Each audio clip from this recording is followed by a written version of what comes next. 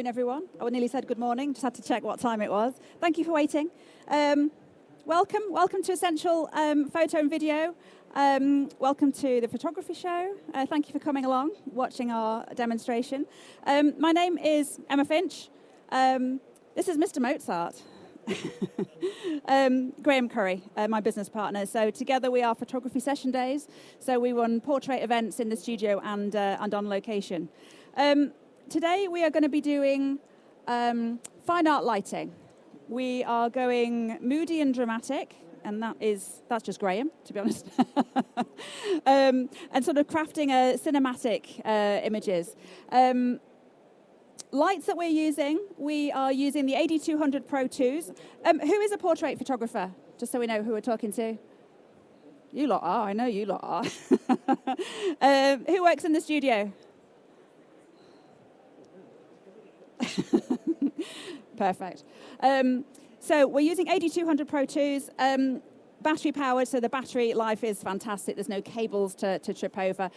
These are the upgraded version. Anyone who does our events, these are the upgraded version of what we've got. So they've got a bicolor modeling lamp. There's just so much more to them.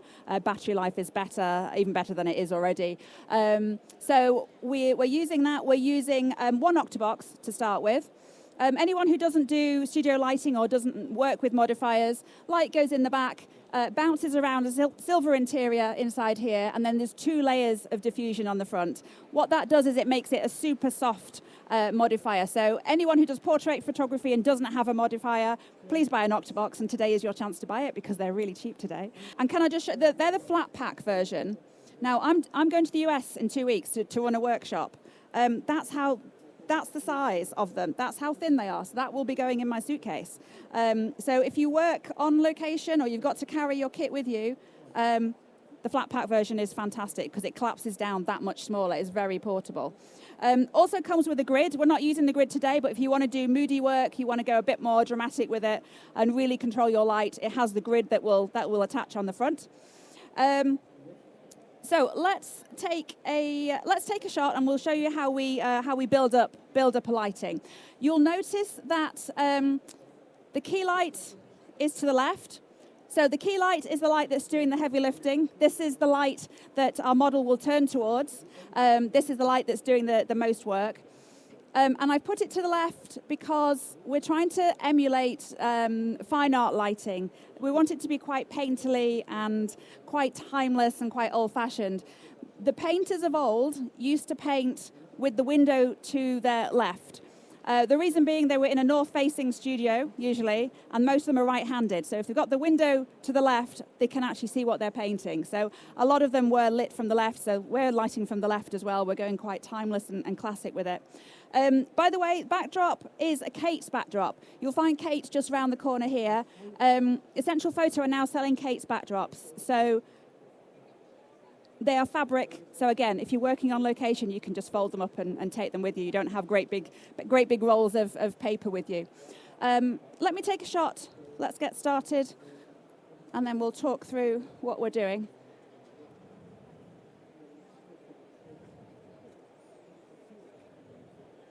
Okay. Uh-oh. There we go. Right. So this is on a quarter power at the moment, and it's kind of pointed at him. This is not going to be the best image in the world, so we're just going to sort of start building up the lighting. It's on a quarter power. My settings, just so you have an idea, I'm going to be on 7.1 aperture. I'm on ISO 100. I don't need to push my aperture at all. The lights are doing all the hard work. And I'm on 125th on the speed. He's fairly well behaved, fairly stationary, so we don't have to go too fast with our speed, and that's fast enough not to get any shutter shake, but we don't really need to go much faster than that. So let's just take a shot, and then we'll start building up the light. Okay, so not the greatest image in the world. He's lit. We can see him, but there's nothing much. The lighting isn't the greatest. It's a little bit bright on him. I also think that this is pointed too much towards him. So can I just give you that for a sec? What I'm going to do is I'm going to feather the light. So rather than it pointing at him, it's going to point across him. So we'll move it so it points across him. With an octobox, the reason why professional portrait photographers like an octobox, it's a super soft light. So whoever you're working with, I work a lot with female clients, it's really flattering, it's a really versatile light. The other reason is it gives that circular catch light in the eyes, and because we're used to seeing people with the, we're lit by the sun, so we're used to seeing people with that circular catch light, and the octobox will give that circular catch light. And with an octobox, we don't have the grid on it today, so you get a lot of spread of the light. So even though that's not pointed at him, it's feathered across him, this will come out like this. So we'll get a little bit of light on the background, we'll get a little bit of light on him, but it will go a little bit darker than that. And what I don't like about that is that big light patch up in the top corner. So we've just moved it off him a little bit, and we'll take another, thank you, take another shot and see what we get.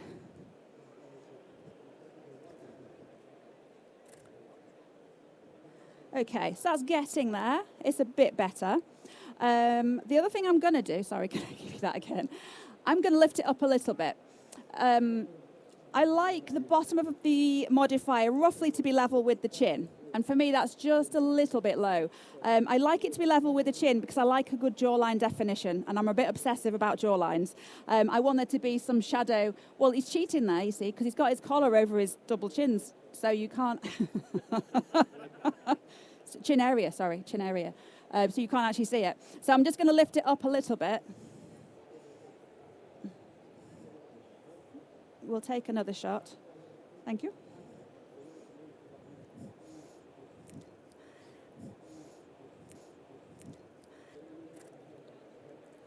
There we go. It would have beautiful jawline. You can just about see it, actually. There's more shadow under that jawline. So for me, that's a more flattering position to have that light in. Now, when I'm looking at the image back of camera and deciding is that correct or not correct, I'm looking at the face. And I'm looking at the face of the image there and the face of his face, basically. And I'm deciding, is it correct? You know, does he look the right color? Does he look like himself?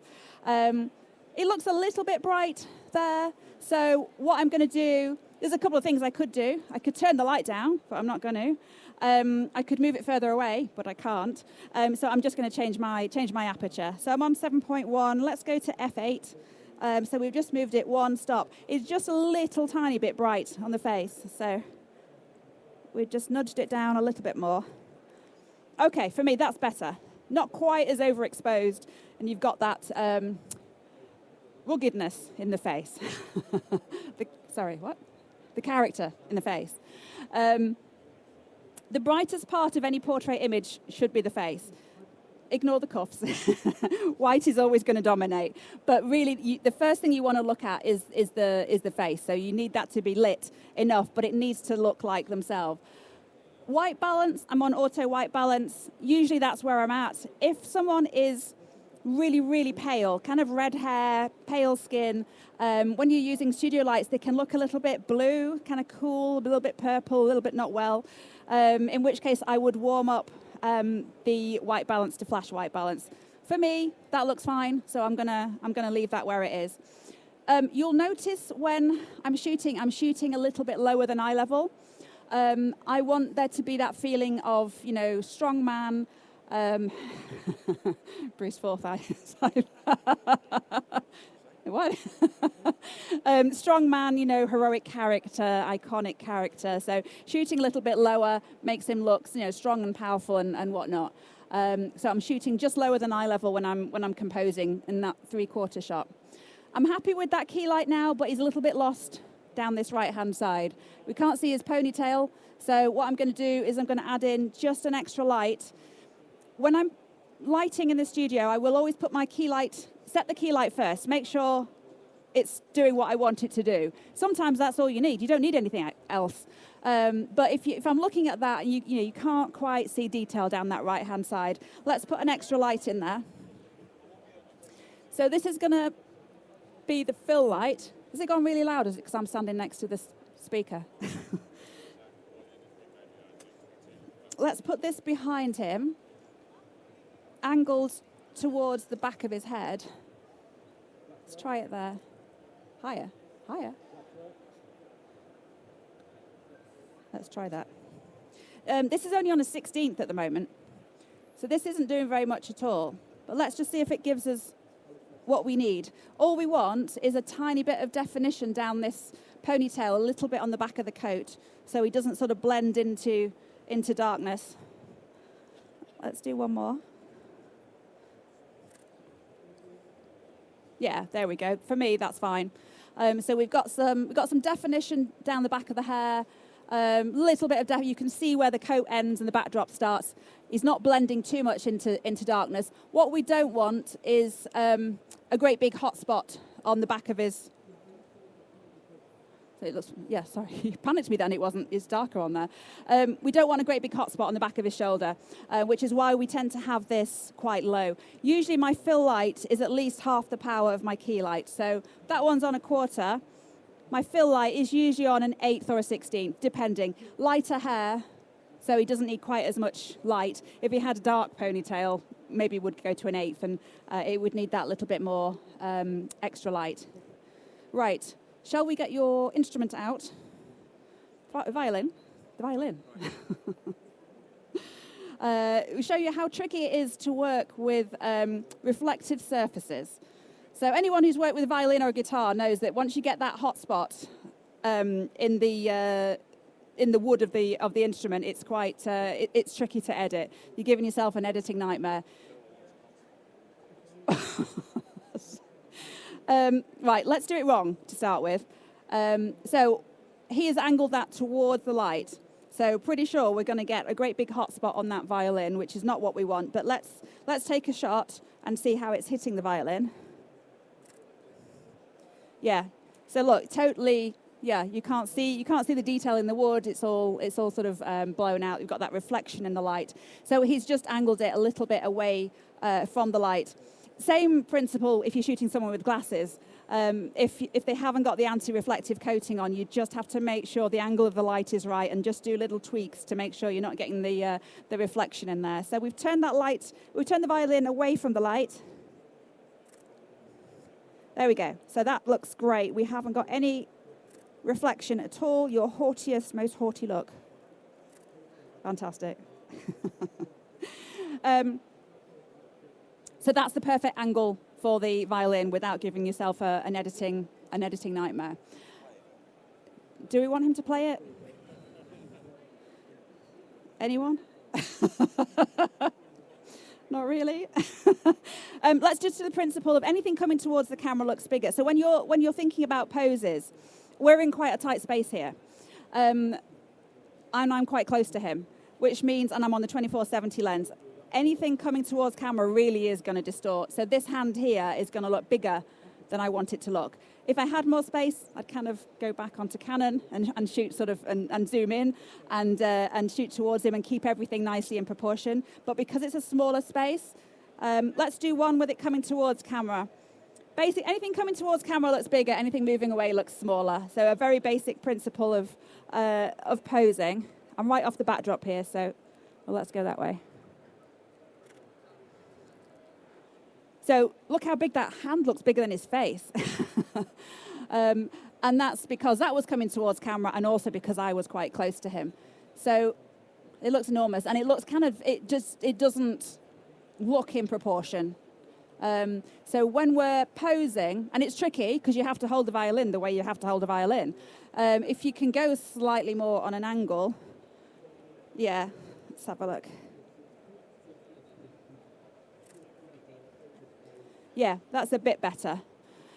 Just bearing in mind, I mean, the violin's tricky. You hold it like that anyway, but it's just a posing principle to be aware of.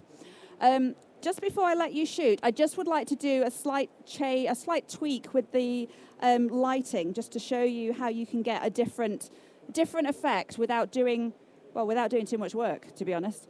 I'm going to turn this one off. So we're going to use the other light as the key light. So this one is the 120 centimeter octabox. This one is the 90 centimetre Octobox. When people are asking me what they should buy, Octobox-wise, I always say the bigger it is, the softer it is. The bigger it is, the better it is, basically. But if your space is small, don't go too big because you won't use it. Get the size that fits the space that you're going to be working in. So these are the two that I would use in the studio. You can go bigger, you can go smaller. It depends how you're going to be using it, to be honest. So let's drop this down. So we're going to use this as the key light now. A bit higher, maybe. Let's try that. Now that was on a 16th because that was our hair light. So I'm going to put that on. I think I'll put that on a 1/4 as well. And I'm just changing my trigger on the camera to change that. By the way, when you shoot, we've got universal triggers that will work on all cameras. So that is positioned just behind him, 45 degrees, kind of pointed to the back of his shoulder. And what we're doing is we're short lighting him. So we're going moodier with it, a little bit more dramatic. Let's just take a shot and see what happens.